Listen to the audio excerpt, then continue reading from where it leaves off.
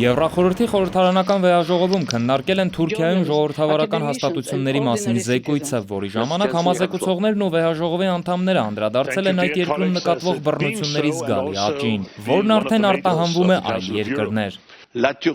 Մենք խոսում ենք Թուրքիայի մասին, որտեղ ծայրահեղականությունը խրախուսվում է պետական մակարդակով։ Թուրքիան նույնիսկ հանդգնում է սպառնալ Գերմանիայի խորհրդարանի անդամներին։ Բունդեսթագի անդամների անվտանգության մասին խոսել է հայկական պատվիրակության ղեկավարը, շեշտելով, որ գերմանացի օրենսդիրներին սպառնացել են սպանել։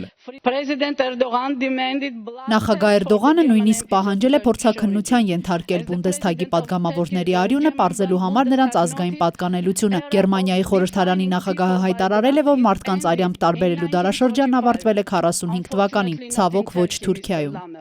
Թուրքիան ընդունել է օրենք, որը զրկում է падգամավորներին անձեռնմխելիությունից, խթանելով քրդամետ կուսակցության անդամների ձերբակալությունը։ Նրանց նկատմամբ արդեն իսկ ընթանում է քրեական հետապնդում։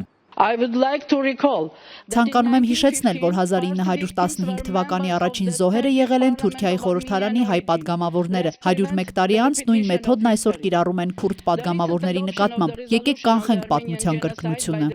Եվրախորհրդում քննարկել են փաստը, որ Թուրքիան լայնածավալ պատերազմ է վարում քրդաբնակ հարավ-արևելքի դեմ, խստացնում է օրենսդրությունը, սպառնում է Եվրամիությանը ու խթանում բռնությունների տարածումը հարևան տարածաշրջաններում։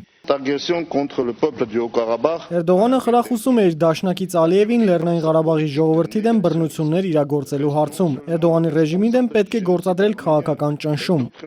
Թուրքիայի հեղինակությունը փորձել են փրկել Ադրբեջանի պատվիրակները, որոնք սովորության համաձայն կոչ են արել հաշվի առնել Թուրքիայի կարևորությունը Եվրամիության համար։ Դավիթ Սարգսյան, ժամանակ լրատվական։